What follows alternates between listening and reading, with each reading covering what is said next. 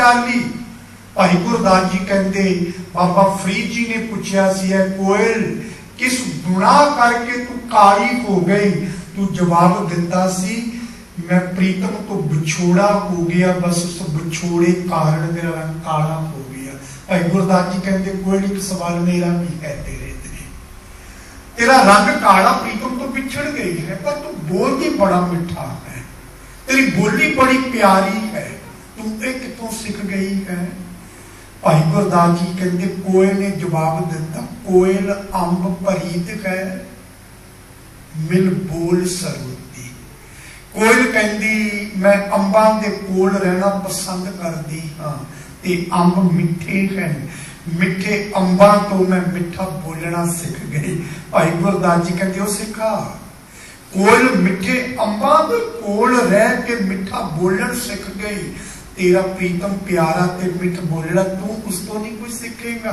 मिठ बोलड़ा जी हर सज्जन स्वामी मोरा और संबल थकीन जी वो कदे ना बोले कौड़ा कौड़ा बोलना जाने।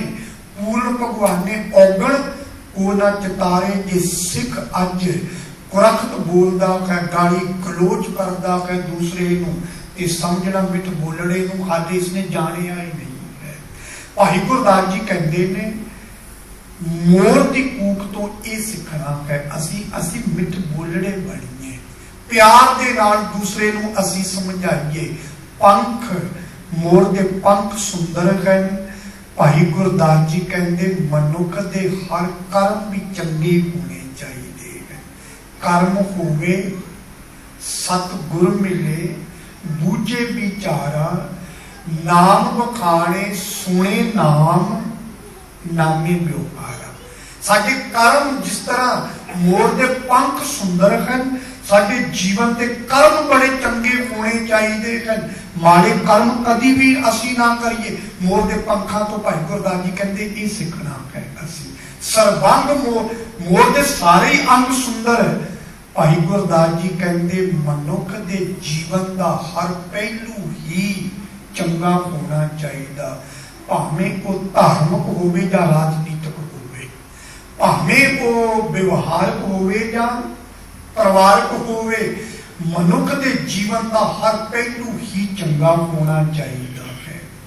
भाई गुरदास जी ये व्याख्या करते ने जैसे नैन बैन पंख सुंदर सरबंग मोर।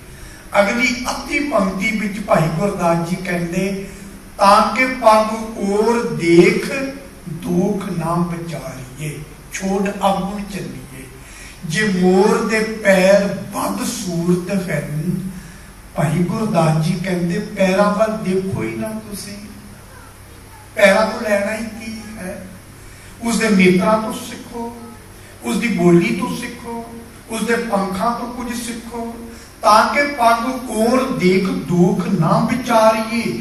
पैरों वाल देख के मन के अंदर क्यों तुसी गिला करते हो कि पैर ही मोर दे चंगे नहीं बद सूरत। भाई गुरदास जी कहते देखो ही ना उस देख वाल गुण तुसी सीखो।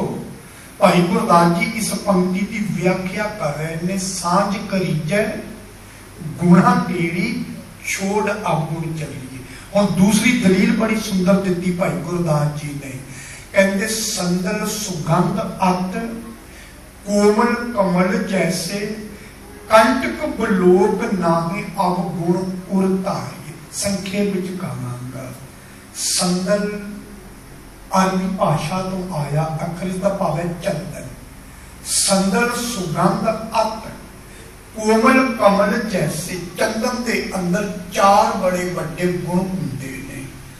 एक उसके अंदर सुगंधी बड़ी होंगी है, दूसरा उस सुगंधी दे नाल दूसरे बूटियां नूं अपने वर्गा बनाने की समर्था रखता है।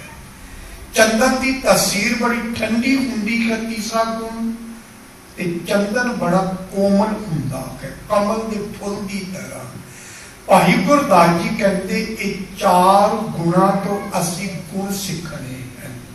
साडे जीवन के अंदर चंदन वर्गी कोमलता होवे, भाव दूसरे प्रति दया होवे।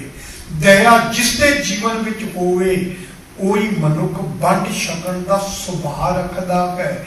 ਜੇ ਜੀਵਨ ਦੇ ਅੰਦਰ ਦਇਆ ਨਹੀਂ, ਉਹ ਵੰਡ ਛਕਣ ਦਾ ਸੁਭਾਅ ਨਹੀਂ ਰੱਖਦਾ, ਦੂਸਰੇ ਤੋਂ ਖੋਹ ਕੇ ਖਾਣ ਦਾ ਸੁਭਾਅ ਰੱਖਦਾ। ਇਹ ਕੋਮਲਤਾ ਸਿੱਖਣੀ ਹੈ ਚੰਦਨ ਤੋਂ। ਚੰਦਨ ਦੇ ਅੰਦਰ ਮਹਿਕ ਹੁੰਦੀ ਹੈ।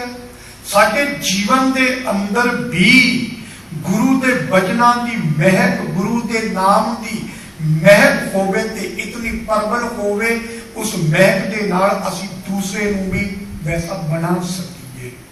ਇਸ ਕਰਕੇ ਜੀਵਨ ਦੇ ਅੰਦਰ ਇਹ ਪਹਿਲਾ ਹੋਵੇ ਗੁਰੂ ਦੀ ਮਹਿਕ, ਪਹਿਲਾ ਜੀਵਨ ਦੇ ਅੰਦਰ ਲਈਏ ਫਿਰ ਦੂਸਰੇ ਨੂੰ ਬਣਾ ਸਕੀਏ। ਚੰਦਨ ਦੇ ਅੰਦਰ ਮਹਿਕ ਨਾ ਹੋਵੇ ਤੇ ਦੂਸਰੇ ਬੂਟਿਆਂ ਨੂੰ ਉਹ ਥੋੜੇ ਚੰਦਨ ਵਰਗਾ ਬਣਾ ਸਕਦਾ ਹੈ।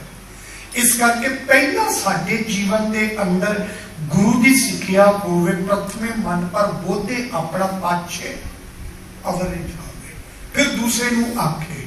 ਇਹ ਦੂਸਰਾ ਗੁਣ ਹੋਣਾ ਚਾਹੀਦਾ। ਤੀਸਰਾ ਸੀਤਲਤਾ, ਜੀਵਨ ਦੇ ਅੰਦਰ ਧੀਰਜ ਅਤੇ ਸਹਿਜ ਦਾ ਗੁਣ ਹੋਵੇ। ਇਹ ਚੰਦਨ ਤੋਂ ਸਿੱਖਣੇ ਗੁਣ ਸਿੱਖਣੇ ਹਨ। ਸੰਦਰ ਸੁਗੰਧ ਅਤ ਕੋਮਲ ਕਮਲ ਜੈਸੇ। ਅਗਲੀ ਅੱਧੀ ਪੰਕਤੀ ਵਿੱਚ ਭਾਈ ਗੁਰਦਾਸ ਜੀ ਕਹਿੰਦੇ, ਕੰਟਕ ਬਲੋਕ ਨਾਕੇ ਅਵਗੁਣ ਉਰਤਾਰੀਏ। ਚੰਦਨ ਨੂੰ ਹਰ ਵੇਲੇ ਸਭ ਜਿਹੜੇ ਉਹ ਲਿਪਟੇ ਰਹਿੰਦੇ ਹਨ, ਹਰ ਵੇਲੇ ਚੱਟਦੇ ਰਹਿੰਦੇ ਹਨ, ਜ਼ਹਿਰੀਲੇ ਹਨ ਸਭ। ਕੀ ਚੰਦਨ ਆਪਣੀ ਮਹਿਕ ਛੱਡ ਦਿੰਦਾ ਹੈ ਸੱਪਾਂ ਦੇ ਚੱਟਣ ਤੇ ਕੱਟਣ ਦੇ ਨਾਲ? ਕਦੀ ਵੀ ਨਹੀਂ। ਭਾਈ ਗੁਰਦਾਸ ਜੀ ਕਹਿੰਦੇ ਨੇ, ਇਸੇ ਤਰ੍ਹਾਂ ਭਾਵੇਂ ਕੋਈ ਸਾਕਤ ਬੇਮੁਖ ਮਨੁੱਖ ਨੂੰ ਕੁਝ ਕਹਿ ਜਾਵੇ, ਮਨੁੱਖ ਨੂੰ ਆਪਣੀ ਅੰਦਰਲੀ ਸਹਿਜਤਾ ਕਦੀ ਵੀ ਨਹੀਂ ਛੱਡਣੀ ਚਾਹੀਦੀ। ਕਬੀਰ ਸਾਹਿਬ ਮਹਾਰਾਜ ਜੀ ਨੇ ਉਦਾਹਰਣ ਦਿੱਤੀ ਹੈ। ਇਹ ਕਬੀਰ ਸੰਤ ਨ ਛਾੜੈ ਸੰਤਈ, ਸੰਤੀ ਦਾ ਭਾਵ ਹੈ ਸਹਿਜ ਸੁਭਾਅ, ਠੰਡਾ ਸੁਭਾਅ। ਕਬੀਰ ਸੰਤ ਨ ਛਾੜੇ ਸੰਤਈ, ਜੋ ਕੋਟਕ ਮਿਲੇ असंत। ਭਾਵੇਂ ਕਰੋੜਾਂ ਦੀ ਬੇਮੁਖ ਸਖਤ ਮਨੁੱਖ ਮਿਲ ਜਾਣ, ਮਲਿਆਗਰ ਭੁਅੰਗਮ ਬੇਟੀਓ ਤਾਂ ਸੀਤਲਤਾ ਨਾ ਤਜਤ ਮਲਿਆਗਰ। ਮਲਿਆ ਪਹਾੜ ਉੱਤੇ ਉੱਗਣ ਵਾਲੇ ਚੰਦਨ ਦੇ ਬ੍ਰਿਕਸ਼। ਮਲਿਆਗਰ ਚੰਦਨ ਦੇ ਬ੍ਰਿਕਸ਼ਾਂ ਤਾਂ ਕਿਹਾ ਹੈ ਕਿਉਂਕਿ ਉਹ ਨੇਪਾਲ ਦੀ ਸਾਈਡ ਮਲਿਆ ਪਹਾੜ ਉੱਥੇ ਉੱਗਦੇ ਹਨ। ਮਲਿਆਗਰ ਭੁਅੰਗਮ, ਭੁਅੰਗਮ ਦਾ ਭਾਵ ਹੈ ਸੱਪ। ਮਲਿਆਗਰ ਭੁਅੰਗਮ ਬੇਟਿਓ ਤਾਂ ਸੀਤਲਤਾ ਨਾ ਤਜੰਤ। ਭਾਵੇਂ ਉਹ ਭੁਅੰਗਮ ਮਲਿਆਗਰ ਨੂੰ ਹਰ ਵੇਲੇ ਚੱਕਦੇ, ਪਰ ਉਹ ਚੰਦਨ ਆਪਣੀ ਸੀਤਲਤਾ ਨਹੀਂ ਛੱਡਦੇ। ਇਸੇ ਤਰ੍ਹਾਂ ਸਾਖਤ ਭਾਵੇਂ ਗੁਰਮੁਖ ਨੂੰ ਕੁਝ ਬਚਨ ਕਹਿ ਦੇਵੇ, ਉਸਨੂੰ ਆਪਣੀ ਅੰਦਰਲੀ ਸਹਿਜਤਾ ਨਹੀਂ ਛੱਡਣੀ ਚਾਹੀਦੀ। ਹਰ ਜਨ ਰਾਮ ਨਾਮ ਗੁਣ